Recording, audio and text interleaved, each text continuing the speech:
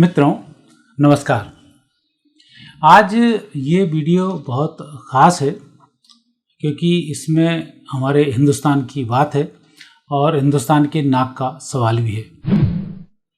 अभी आपने पिछले एक वर्ष से चुनाव के पहले से देखा होगा कि लगातार अमेरिकी ब्यूरोक्रेट्स हैं, अमेरिकी डिप्लोमेट्स हैं, ये सब लगातार भारत की तरफ मूव कर रहे हैं और चुनावों को प्रभावित करने का कार्य कर रहे हैं। और यही डिप्लोमेट्स भारत में गद्दारों की तलाश में हैं। इन्हें गद्दार मिल जाएं जो संसद में पैसे लेके प्रश्न उठा सकें। जैसा पहले लोकसभा थी तब भी मोहित्रा जी एक सांसद थी, अभी भी हैं, जीत के वापस आई। उनके ऊपर ये इल्ज़ाम लगा और प्रूफ भी हुआ, उसका जवाब भी नहीं दे पाए। पेमेंट भी प्रूफ हुआ और उन्होंने जितने लीक किए वो सब हुआ।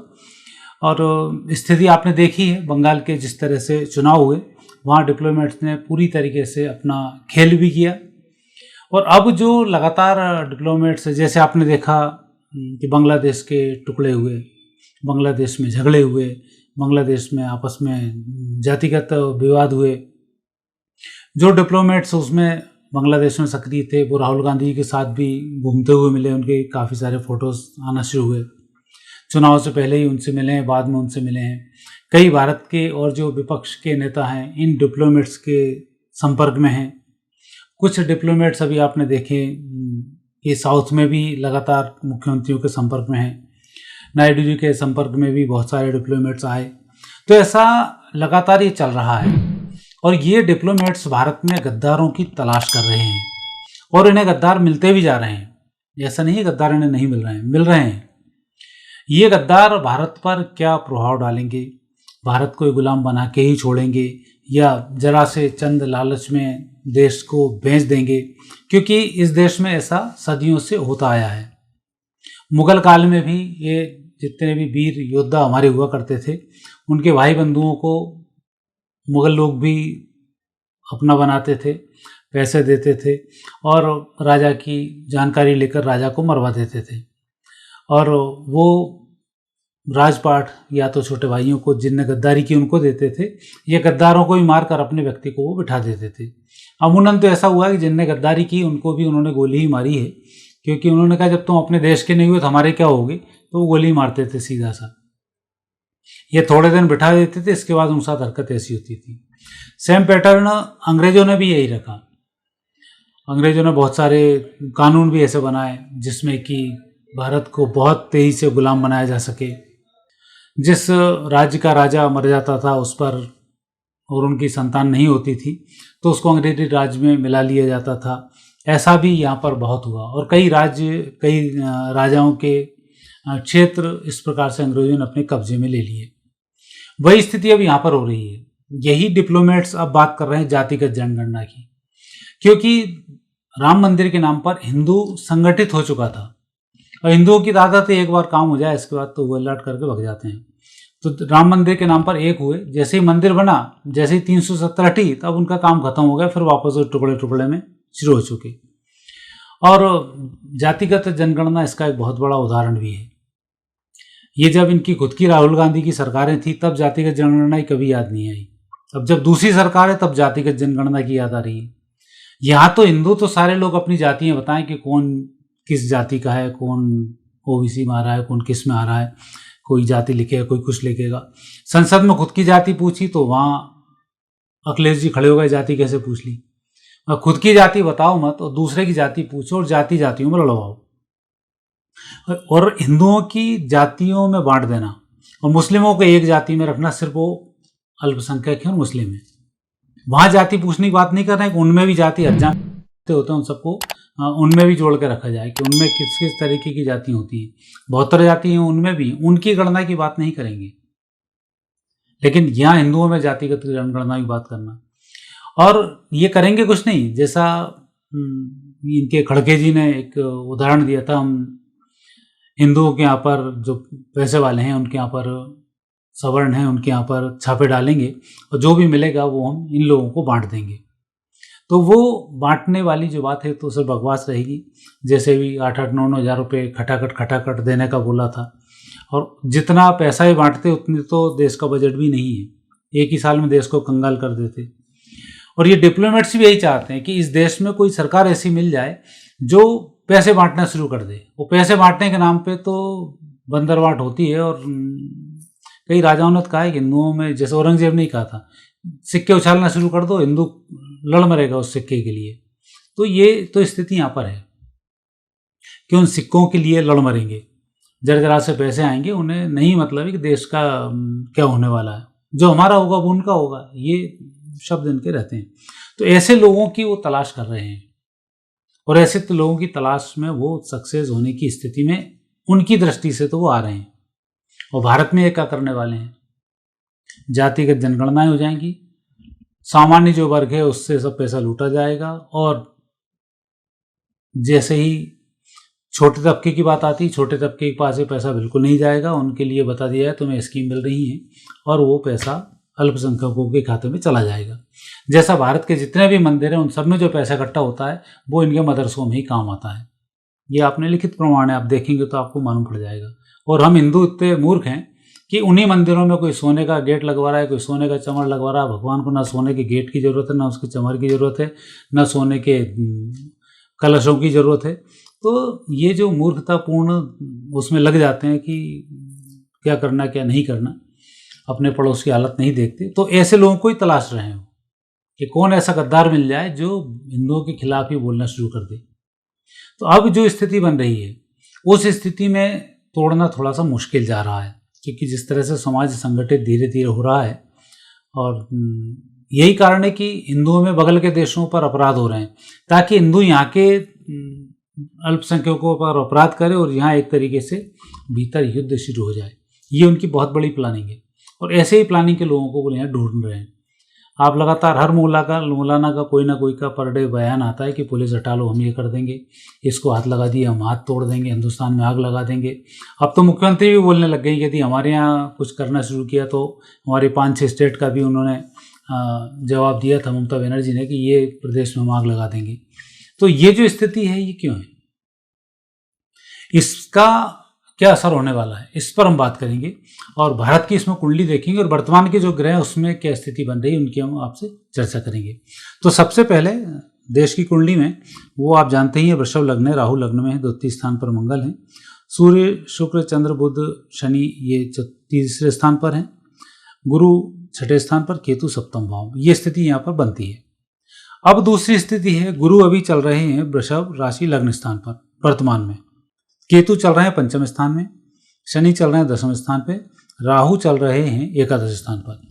ये जो ग्रह योग हैं इनकी चर्चा हम इसलिए कर रहे हैं, ये एक ऐसे ग्रह योग हैं जो प्रकृति पर, देश पर प्रभाव डालते हैं। जैसे अभी मंगल का जो भ्रमण है वो दूसरे स्थान पर हो रहा है, ये कुटुंब में कलह का कारक बनता है, और ये रहेंगे 20 अक्टूबर तक।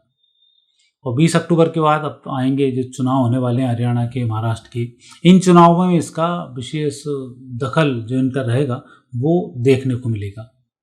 20 अक्टूबर के बाद बाजी फिर पलटनी शुरू हो जाएगी। मंगल जैसे ही पराक्रम में आएंगे, भारत का जो सोया हुआ पराक्रम है वो डेवलप होना शुरू हो जाएगा। फिर दूसरा परिवर्तन आएगा गुरु का, अप्रैल के लगभग 2025 में गुरु का परिवर्तन होगा, और गुरु अतिचारी होंगे लग्न स्थान पर बैठकर। फिर आएंगे वो द्वितीय स्थान पर, तो कुटुंब स्थान में अतिचारी होंगे। फिर हर 6-8 महीने में, 9 महीने में अपनी राशियां बदलेंगे, क्योंकि अतिचारी हैं। और जैसे जैसे गुरु अतिचारी होंगे, अर्थात गुरु की गति तीव्र होगी, वैसे वैसे भारत के पक्ष में, दुनिया में माहौल बनना शुरू हो जाएगा। एक और बड़ा ग्रह है वो है शनि ग्रह। शनि जैसे ही मीन राशि में एकादश भाव में प्रवेश करेंगे, अप्रैल में इनका प्रवेश होना है, और मई से शनि के रिजल्ट भी मिलने शुरू हो जाएंगे। और मंगल की स्थिति पराक्रम पर है, शनि की स्थिति एकादश भाव में है, और दोनों भारत की भुजाएं हैं। ये दोनों भुजाओं से झगड़े की स्थिति निर्मित होना शुरू होगी, और भारत अपने पराक्रम से ही बातों बातों में इनको निपटा देगा। अभी लड़ने का मौका नहीं आएगा, अभी खाली बातें चलेंगी, डिप्लोमेसी चलेगी, और उसमें भारत की जीत होगी। एक स्थिति यहाँ पर फिर बनेगी, वो बनेगी राहु के परिवर्तन की। ये बनेगी 18 मई के बाद। 18 मई को राहु भारत की कुंडली में एकादश स्थान से हटकर दसम स्थान में प्रवेश कर जाएंगे। जब यहाँ 18 मई को प्रवेश करेंगे, तब फिर इस देश में घमासान बसना शुरू होगा, नाना प्रकार के तनाव शुरू होंगे और बहुत सारी नेगेटिव स्थितियाँ बनना यहाँ पर शुरू हो जाएंगी। और अप्रैल का बजट भी आ चुका होगा और उसके बाद जो स्थिति बनेगी वो लोकसभाओं में बहुत घातक होती जाएगी, जिनके पहले मैंने आपसे वीडियो डाले हैं। तो जहाँ एक और भारत की कुंडली भारत का समर्थन कर रही है, वहीं जो विदेशी डिप्लोमेट्स आ रहे हैं ये भारत के गद्दारों को लेकर गद्दारियाँ बढ़ाएंगे और ये गद्दार भारत के लिए खतरनाक साबित होने वाले हैं। आपको इन गद्दारों को पहचानना होगा और ये गद्दार सारे पक्ष और विपक्ष दोनों तरफ से मिलेंगे। अभी जो सत्ता पक्ष के लोग साथ में हैं उनमें से भी गद्दार मिलेंगे और जो विपक्ष में बैठे हैं उसमें से तो बहुत अधिक मिलेंगे। और जो लोकसभा में अब प्रश्न पूछे जाएंगे वो मैक्सिमम प्रश्न भारत को, हिंदुओं को, सनातनियों को लड़ाने वाले ही होंगे। जिसमें कोई ऊंची जाति की बात करेगा, कोई नीची की बात करेगा, कोई सवर्ण की बात करेगा, कोई गरीब की बात करेगा, कोई अमेरिकी करेगा। यही खाइयाँ खोदी जाएंगी और इसके थ्रू भारत को असंतुलित किया जाएगा और उसमें ये डिप्लोमेट्स बहुत कुछ हद तक गद्दारों के कारण सफल भी होंगे, जो भारत के लिए ठीक नहीं है। हालांकि ये बात अलग है कि भगवान की जो कृपा है सनातनियों पर विशेष रूप से रहेगी, तो नवंबर 2025 आते आते इस पर नियंत्रण हो जाएगा और तब तक जो स्थिति बनेगी बहुत बेहतर नहीं होगी। तो मित्रों, मेरा अभी आपसे कहना यह है कि जितने सनातनी हैं ये जातिगत रूप से अब ना बटें। चाहे आपको नुकसान हो रहा हो, चाहे आपको नौकरी नहीं मिल रही हो, चाहे आपको सूखी रोटी खानी पड़ रही हो, पर देश के लिए अब काम करने का समय है। स्वतंत्रता आज़ादी की पुरानी किताबें पढ़ेंगे तो आपको मालूम पड़ जाएगा कि जो स्वतंत्रता संग्राम सेनानी है कई महीनों तक, कई दिनों तक रोटी नहीं खाई, कई दिनों तक सोए नहीं है।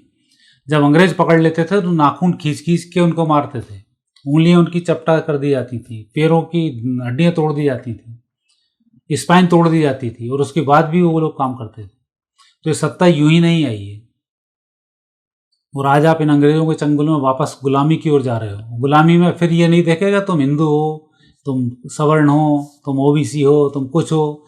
बंगाल में, बांग्लादेश में कोई नहीं देख रहा है कि ओबीसी कौन है, वहाँ सब हैं तो ठुकरा हैं। पाकिस्तान में किसी ने नहीं देखा कौन ओबीसी है, कौन सिख है, कौन क्या, कौन क्या। उन्होंने ठोकना शुरू किया तो ठोकना शुरू कर दिया। उनके लिए काफिर हो सिर्फ आप। तो जिस देश में आप बैठे हो, इस देश को बचाने की जिम्मेवारी भी आपकी है। इस देश पर गद्दारों पर निगाह रखने की जिम्मेदारी भी आपकी है और इस देश को सुरक्षित रखना, इस देश को वापस पूरी दुनिया का विश्वगुरु बनाना, ये सब जिम्मेवारी अब आपकी है। अब वो समय गया कि हम एक दूसरे से लड़ें या एक दूसरे के गलतियों को निकालें। अब समय है पूरा कुटुंब एक हो। जैसे पांडव एक बार कौरवों को हराया था दूसरे लोगों ने, ग्रामीण लोगों ने, जब उनको हराया तब पांचों पांडव मिलकर अर्जुन वहां जाकर पहुंचे और उनको हराया। तब अर्जुन ने जब हराया तब लोगों ने बोला कि आपका तो कौरवों से विरोध चल रहा है, तो आप कौरवों के साथ क्यों जुड़े हैं। फिर अर्जुन ने कहा था कि ये जब हम हैं तब तो हम अलग अलग हैं, फिर हम 105 होते हैं और जब हम अलग अलग हैं तो हम 100 अलग हैं, 5 अलग हैं। घर की लड़ाई में अलग हैं, लेकिन घर से यदि कोई लड़ता है तो हम फिर इकट्ठे हैं। तो देश का समय अभी इकट्ठे होने का समय है। जितने आप एकत्रित रहेंगे उतने बेहतर परिणाम बहुत जल्दी प्राप्त होंगे और जितने टूटे रहेंगे, और जो गद्दारी करेगा तो गद्दारी की सजा तो मौत होती है, वो कहीं भी हो। किसी भी समय में कोई गद्दार कभी भी नहीं बच पाया, तो वो स्थिति ही यहाँ पर बनने वाली है। तो आप गद्दारी से बचें, चाहे भूखों मरें, लेकिन देश के साथ जुड़े रहें और उन स्वतंत्रता संग्राम सेनानी को याद जरूर करें जिन्होंने इस देश के लिए बलिदान दिए हैं। नाना प्रकार से उनकी हत्याएं की गई हैं। अब तो खैर हम उनको बलिदान बोलते हैं, लेकिन उस समय तो हत्या ही थी। उनके परिवार वालों को कैसे लिया गया, परिवार वालों पर कैसे अत्याचार किए, उनको कैसे धर्म परिवर्तन कराया, महिलाओं पर कितने अत्याचार हुए। आज आपने बंगाल में एक रेप केस देखा डॉक्टर के साथ में। मुगलों के टाइम ऐसे बहुत रेप केस हुए हैं। खुद पृथ्वीराज चौहान की पत्नी के साथ अजमेर शरीफ जहां आप दर्शन करने जाते हैं, वहीं 108 लोगों ने रेप किया और दोनों पत्नियों को बहुत बुरी तरीके से मारा है। हजारों राजपूत महिलाओं ने जोहर किया है। फिर भी राजपूतों को समझ में नहीं आई कि भारत के साथ जुड़ के रहना है। उनने अपना राजपूताना ढाला और इस देश को इस बार चुनाव में कहीं ना कहीं नेगेटिव रूप से रहे। तो ये जो बातें हैं ये बड़ी गंभीर हैं और आने वाले समय में आपकी बहुत आवश्यकता इस देश को पढ़ने वाली है। हालांकि नहीं दोगे तो आप गद्दार ही कहलाओगे। देश विजय श्री को प्राप्त हो रहा है, ये ज्योतिषी गणित है। मतलब मेरी यदि ज्योतिष की भाषा की बात करेंगे तो हम विश्व गुरु बनने वाले हैं, कोई नहीं रोक सकता। लेकिन उसमें जितना कम संघर्ष भगवान को करना पड़े उतना ही बेहतर है। इसलिए हम भारतीय संस्कृति के साथ जुड़े रहेंगे, तो इस समर को जीतने में आसानी होगी, अन्यथा कठिनाई आएगी। जीतेंगे जरूर सनातनी ही। आने वाले समय में सनातन की विजय अवश्य प्राप्त होगी, पर उस विजय में यदि आप एक बंदर के रूप में काम कर जाएंगे तो राम को लंका विजय प्राप्त करने में दिक्कत नहीं आएगी। मित्रों, आज इतना ही। ये वीडियो आपको कैसा लगा? आगे फिर नए विषय के साथ आपसे भेंट होगी। आगे दीजिए, नमस्कार।